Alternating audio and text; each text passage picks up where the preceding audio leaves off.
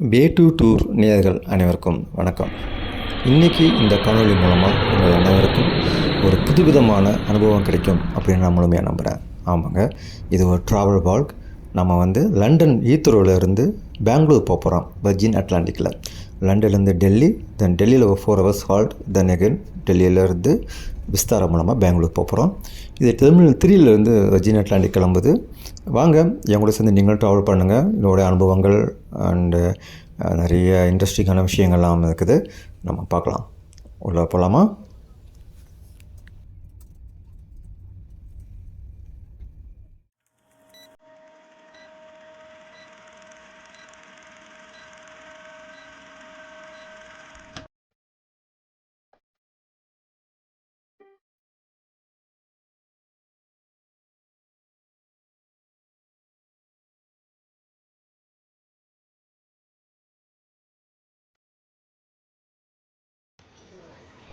நம்ம checking point வந்துட்டோங்க. Luggage boarding பண்ணுறதுக்கு எல்லாமே வெயிட் பண்ணிட்டு இருக்கிறோம். இந்த லைன் எல்லாமே வர்ஜின் அட்லாண்டிக் ட்ராவல் பண்ணுற பேசஞ்சர்ஸ் தான். இப்போ பிசிஆர் டெஸ்ட்டு கிடையாதுங்க. நீங்கள் 3 வேக்சினேஷன் எடுத்துக்கணும். 2 வேக்சினேஷன் ப்ளஸ் 1 பூஸ்டர் சேர்த்து 3 வேக்சினேஷன் எடுத்துக்கணும். நீங்கள் இந்த க்யூவில் நிற்கும்போது உங்களோட ஏஸ் வேதா ஃபார்ம் நீங்கள் ஃபில் பண்ணிக்கணும். அதை செக் பண்ணுறாங்க. அண்டு நீங்கள் வேக்சினேஷன் போட்டிக்கலாம் சர்டிஃபிகேட் செக் பண்ணுறாங்க. இவ்வளோ தான். ஸோ இது ஆன் க்யூவில் இருக்கும்போதே அவங்க அதை முடிச்சிடுறாங்க. இப்போ நம்ம லக்கேஜ் செக்இன் பண்ணிவிட்டு அண்டு ஃபார்மாலிட்டிஸ் எல்லாமே முடிச்சுட்டு இப்போ உள்ளே வந்தாச்சு. நம்ம கேட்டை நோக்கி பயணிச்சுட்டுருக்குறோம். இதில் ஃபுல்லாகவே டியூட்டி ஃப்ரீ ஷாப்ஸ் நிறைய இருக்குது. ஆனால் என்ன தான் டியூட்டி ஃப்ரீ ஷாப்னு சொன்னாலும் நம்ம வெளியே வாங்குறத விட உள்ளே கொஞ்சம் விலை அதிகமாக தான் இருக்கிறது. ஸோ அதனால் நீங்கள் இந்தியாவுக்கு ட்ராவல் பண்ணுறவங்க யாராக இருந்தாலும் முடிஞ்ச அளவு நீங்கள் வெளியவே பர்ச்சேஸ் பண்ணிக்கோங்க. இந்த சாக்லேட்ஸ் எல்லாமே வெளியே 5 pounds அப்படின்னா இங்கே கிட்டத்தட்ட 2 to 3 pounds ரொம்ப அதிகமாக தான் இருக்குது. ஸோ பெரிய வைக்கணும் உங்களுக்கு ஒரு கெயின் எல்லாம் கிடையாது. ஒரு சாக்லேட் கார் பாருங்கள், முழுக்க சாக்லேட்ஸுக்காக கேட்பரிஸ் அண்ட் ஓரியோ அவங்களுடைய ப்ரொமோக்காக வச்சுருக்காங்க. நல்லா இருக்குது. அண்டு இது வெயிட்டிங் ஏரியா. ஸோ இங்கே தான் நம்ம கேட்டு மாறுது. 13 நம்ம gate number. Virgin Atlantic terminal 3ல் கேட் நம்பர் 13ல் டேக் ஆஃப் ஆகுது, புறப்பாடு. ஸோ அதை நோக்கி தான் இப்போ நம்ம பயணம் போயிட்டு இருக்குது. வாங்க, இங்கே உங்கள் வலது புறம் பாருங்கள். ஒரு எஸ்கலேட்டரில் சைடில் வாலில் லண்டன் சிட்டியில் உள்ள முக்கியமாக காணக்கூடிய இடங்களோடைய பிக்சர்ஸ் ரொம்ப அருமையாக வச்சுக்கிறாங்க. லண்டன் பிரிட்ஜ், பிக் பென், அப்புறம் லண்டன் ஐ, இதோட புகைப்படங்கள். அதாவது மக்களுக்கு இந்த புகைப்படத்தெலாம் பார்க்கும்போது நம்ம பார்க்கணும், இல்லை திரும்பி இந்த நேரம்லாம் என்ஜாய் பண்ணணும், இல்லை நம்ம என்ஜாய் பண்ண இடங்கள் அப்படிங்கிற மெமரிஸ் கொடுக்கும். ரொம்ப அருமையான ஒரு விஷயம். ஸோ வந்துட்டோம். நம்ம ராசாங்கியா நிற்கிறாரு வர்ஜின் அட்லாண்டிக். இப்போ ஃபஸ்ட் டைம் நம்ம ட்ராவல் பண்ண போகிறோம் வர்ஜின் அட்லாண்டிக்கில். அதோடய ஃப்ளைட் டீட்டெயில்ஸ் எப்படி இருக்குது எல்லாமே பார்க்கலாம். பாருங்கள், செம்மையாக இருக்குது. இது போயிங் 787 ட்ரீம் லைனருங்க இந்த ஃப்ளைட்டு. ஸோ இப்போ நிறைய ட்ரீம் லைனர் அப்கோர்ஸ் எல்லா ஏர்லைன்ஸ்லையுமே வச்சுருக்குறாங்க. நல்ல கம்ஃபர்ட்டாக இருக்கும். வாங்க பார்க்கலாம். பற்றி நான் உள்ளே போனோன்னு எக்ஸ்பிளைன் பண்ணுறேன். 13 நம்ம கேட் வந்தாச்சு. அந்த இதுவே ரொம்ப நல்ல லுக்காக இருக்குது. ஸோ இப்போ நம்ம ஃப்ளைட்டுக்குள்ளே போர்டிங்காக போகிறோம். ஸோ உள்ளே வந்தாச்சுங்க. நம்ம seat number 65 all the way down, ரொம்ப பின்னாடி. பட் எனிவே ஒன்றும் அவ்வளோ பெரிய இது தெரியலை. இங்கே பார்த்தீங்கன்னா 343 இதுதான் இதோடைய ரோ இது.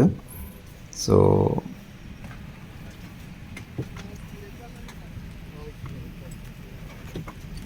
ஒரு சைடு ஃபுல்லாக ரெட்டு, மிடில் ப்ரௌன், இன்னொரு பக்கம் மறுபடியும் ரெட் அப்படிங்க ஒரு காம்பேக்டான கலரில் கொடுத்துருக்குறாங்க. இது நம்ம பாத்ரூம் டோர்.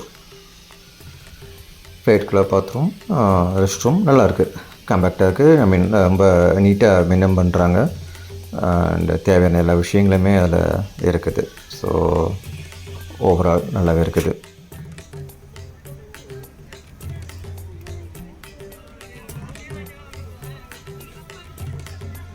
இது என்டர்டெயின்மெண்ட் ஸ்க்ரீன் கொஞ்சம் சின்ன ஸ்க்ரீன் தாங்க. இப்போல்லாம் பார்த்திங்கன்னா ரொம்ப அப்டேட்டாக ஆகிடுச்சு. நீங்கள் வர்ஜின் நம்ம எமிரேட்ஸு, பிரிட்டிஷ் ஏர்வேஸ் இதெல்லாம் போகும்போது நல்ல பெரிய ஸ்க்ரீனாக இருக்கும். பட் இதில் இன்னமும் சின்ன ஸ்க்ரீன் தான். பட் ஓகே, அந்தளவுக்கு ஒன்றும் மோசம்னு சொல்ல முடியாது. வெளியே பாருங்கள், ஒவ்வொரு ஃப்ளைட்டும் அடுத்தடுத்த டேக் ஆஃப் ரெடி ஆகிட்டு இருக்குது. குவாண்டஸ், ஆஸ்திரேலியன் ஏர்லைன்ஸு, ஃபின்ஏர், ஃபின்லாண்டுடைய ஏர்லைன்ஸ் அது. ஸோ எல்லாமே வந்து டேக் ஆஃப் மூவ் ஆகிட்டு இருக்குது. நம்ம வந்துவிட்டோம். நம்ம பின்னாடி வந்து பிரிட்டிஷ் சர்வீஸ் ரெடியாக இருக்குது. எல்லாம் க்யூவில் வந்து டேக் ஆஃப்காக அப்படியே மூவ் பண்ணி ரன்வேக்கு வராங்க. ஸோ நம்ம இப்போ ரன்வேலேருந்து டேக் ஆஃப் ஆக போகிறோம். இப்போ நீங்கள் பார்த்துட்டு இருக்கிறது டெர்மினல் 5 முழுக்க பிரிட்டிஷ் சர்வீஸ் மட்டும்தான் அங்கே நிலைப்பாடு இருக்கும் அந்த இடத்துல. ஸோ அதனால் பார்த்தா தெரியும் உங்களுக்கு. பொதுவாகவே வந்து இந்தியா வர ஃப்ளைட்ஸு பிரிட்டிஷை தவிர்த்து மற்ற எல்லா ஏர்லைன்ஸுமே டெர்மினல் 2, டெர்மினல் 3 இந்த ரெண்டுலேருந்து தான் வந்து மோஸ்ட்லி கிளம்பும். மோஸ்ட்லி டெர்மினல் 2 இருக்கும். சில ஏர்லைன்ஸ் டெர்மினல் 3லேருந்து கிளம்புது. பிரிட்டிஷ் ஏர்வேஸ் மட்டும் டெர்மினல் 5லேருந்து கிளம்பும். மேலே பறக்க போகிறோம். அதில் ரெடியாக இருங்க. விண்ணிலிருந்து லண்டன் ஒரு பார்வை பார்க்கலாம், கழுகு பார்வை மாதிரி.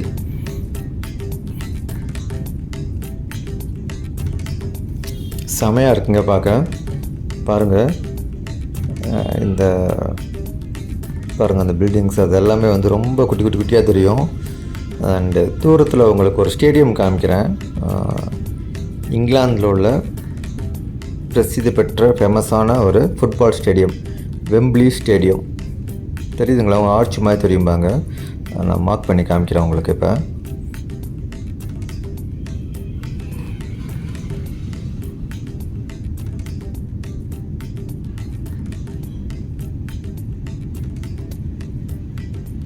தெரியுது பார்த்தீங்களா?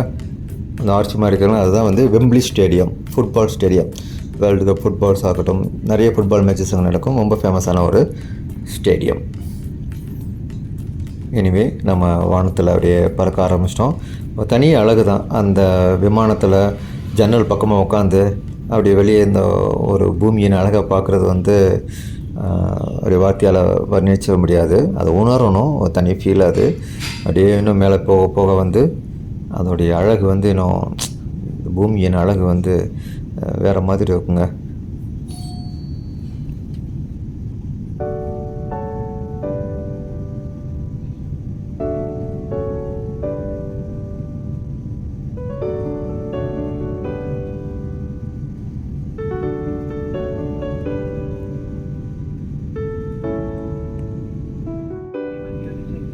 இப்போ நம்ம இருக்கிறது அடர்ந்த மேகத்துக்கு நடுவில்.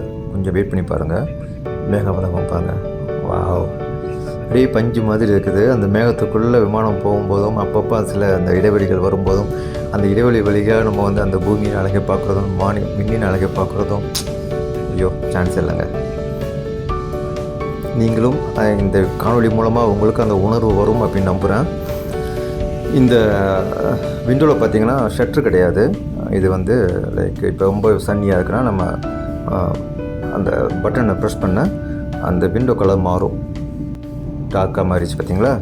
வெளியே நல்லா சன்னி, இப்போ உள்ளே வந்து நமக்கு இங்கேருந்து பார்க்கும்போது அப்படியே ஒரு மாதிரி ப்ளூ கலரில் தெரியும். அதை நம்ம எந்த ஷேடில் வேணுமோ வச்சுக்கலாம். டார்க்லேருந்து லைட் மோடு வரைக்கும் அதை மாற்றிக்கலாம். ஸோ அப்போ நம்ம இங்கே உள்ள ஏதாவது படம் பார்க்குறோம் அப்படின்னா அந்த சன்லைட் வந்து நார்மலாக சில ஏர்லைன்ஸ்லாம் பார்த்திங்கன்னா ஷட்டர் இருக்கும், க்ளோஸ் பண்ணுவாங்க. ட்ரீம் லைனில் மட்டும்தான் இப்படி ஒரு வாய்ப்பு. ரொம்ப அருமையான விஷயம். ஷட்டர் கிடையாது. அந்த விண்டோவே வந்து டிண்ட் விண்டோ மாதிரி அந்த மாறிக்கும், கலர் வந்து மாறிக்கும். வாங்க என்ஜாய் பண்ணிட்டே வாங்க.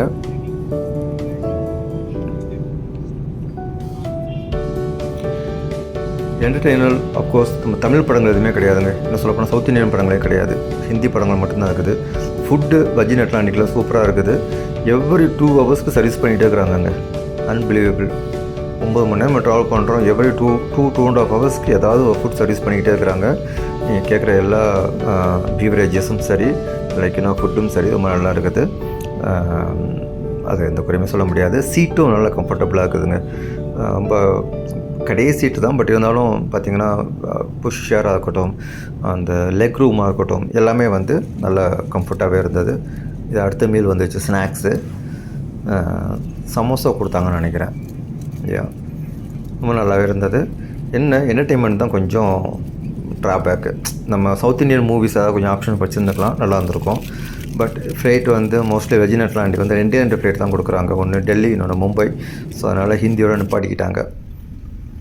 இப்போ நம்ம டெல்லி வந்து இறங்க போகிறோம். இரவு நேரம் பாருங்கள், மேலேருந்து டெல்லி அப்படியே என்னமோ ரத்தின கற்களை அப்படியே தெரிச்சு விட்டால் எப்படி இருக்கும் அந்த மாதிரி ஜொலிக்குது. மேலேருந்து பார்க்கும்போது டெல்லி கூட இரவு நேரத்தில் அழகாக தான் தெரியுது. ஸோ லேண்ட் ஆக போகிறோம், லேண்ட் ஆகிட்டே இருக்கிறோம். ஓகே, லேண்டிங் ஆகிடுச்சு. ஸோ யா, ரன்வேல வரும்போது என்னால் இருக்க முடியலை. ஸோ அதனால் லேண்டிங் ஆனதுக்கப்புறமா இப்போ லக்கேஜஸ்லாம் எடுத்துகிட்டு இருக்கிறாங்க. நல்லா கவனிங்க, லக்கேஜ் இருக்க எவ்வளோ பேர் இருக்கிறாங்க பாங்க, கிட்டத்தட்ட 4 பேர் நிற்கிறாங்க. அதில் சூப்பர்வைசராக இருக்கட்டும் எல்லாமே அப்சர்வ் பண்ணுவாங்க. ஏன்னா சம்டைம்ஸ் இந்த திருட்டு போயிடுங்கிற விஷயம் நடந்துகிட்டு இருக்கோம். நம்ம எதாவது கொண்டு வந்தால் திருடி வாங்கணும். இப்போ ரொம்ப கண்ட்ரோலாக இருக்குது, முன்னாடி இருந்தது, இப்போ நல்லா கண்ட்ரோல் பண்ணியிருக்கிறாங்க. ஸோ அதுக்காக அப்சர்வ் பண்ணி அதை எல்லாமே நோட் பண்ணிட்டே இருப்பாங்க. ஸோ அதுக்கான வேலைகள் நடந்துகிட்டு இருக்குது. பேசஞ்சர்ஸ் இறங்கக்கு முன்னாடியே லக்கேஜஸ் எடுக்க ஆள் வந்துட்டாங்க. அப்போ தான் வந்து கனெக்டிங் ஃப்ளைட் ஆகட்டும் மற்றதுக்கு வந்து கரெக்டாக இருக்கும்.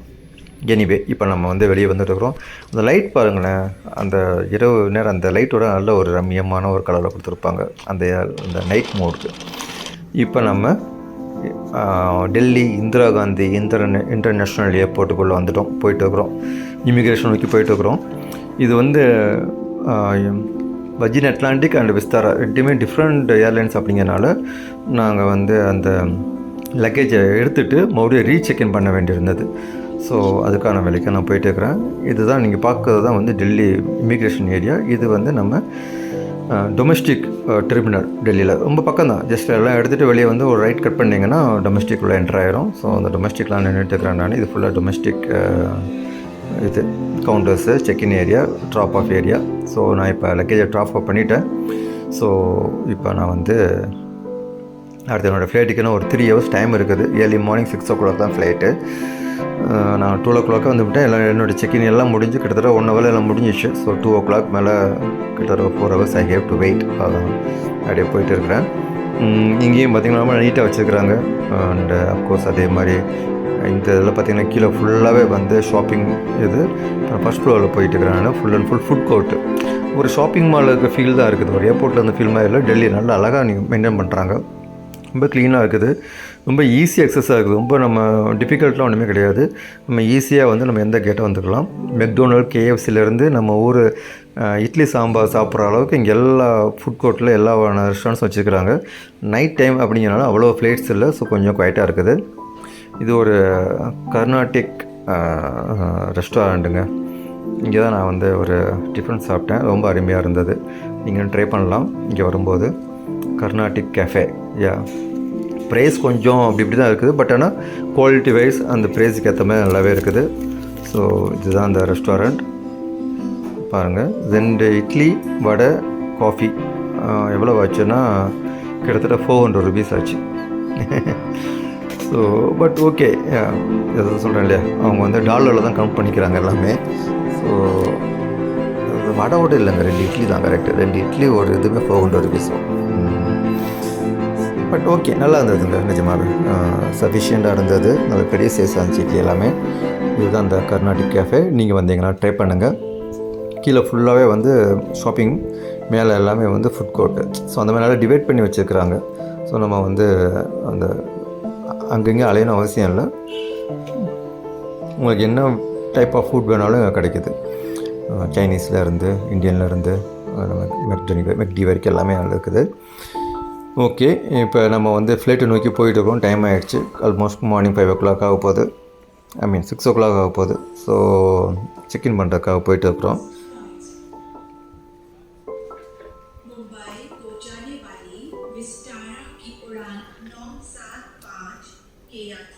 போகிற வழியில் அங்கங்கே இந்த மாதிரி சில ஸ்டாச்சூஸ்லாம் வச்சுருக்குறாங்க. ரொம்ப நீட்டாக மெயின்டைன் பண்ணுறாங்க. டெல்லி ஏர்போர்ட்டில் ரெஸ்ட் ரூம்ஸும் ரொம்ப அழகாக நீட்டாக இருக்குது. நம்ம வந்து எதுவும் என்ன சொல்கிறதுனா அன்கம்ஃபர்டபுளாக ஃபீல் பண்ண அவசியம் இருக்காது. நல்லா நீட்டாகவே இருக்குது. ஒரு இன்டர்நேஷ்னல் ஸ்டாண்டர்டுக்கு கொண்டு வந்துருக்குறாங்க Delhi airport and Mumbai airport எல்லாமே. ஸோ நம்ம விஸ்தாரா அங்கே வெயிட் பண்ணுது. இதெல்லாம் இப்போ நம்ம போகிறோம். மார்னிங் 6 o'clock ஆகிடுச்சு. ஸோ 6:30 டேக் ஆஃப்னு நினைக்கிறேன். ஆமாம். ஸோ ஆல்மோஸ்ட் இப்போ 5:45 to 6 ஆக போகுது. இது பிஸ்னஸ் கிளாஸ் விஸ்தாராவில். நம்ம வந்து எக்கனாமிக் கிளாஸ். இது ஃபுல்லாகவே எக்கனாமிக்ஸ் தான். நல்லா இருக்குதுங்க. விஸ்தாராவும் நல்லா இருக்குது. நான் ஃபஸ்ட் டைம் நான் மிஸ்ஸாக ட்ராவல் பண்ணுறேன்.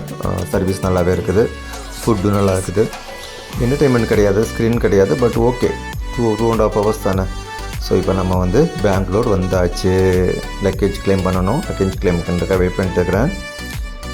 பெங்களூர் ஏர்போர்ட்டும் கூட நல்லா தாங்க இருக்குது.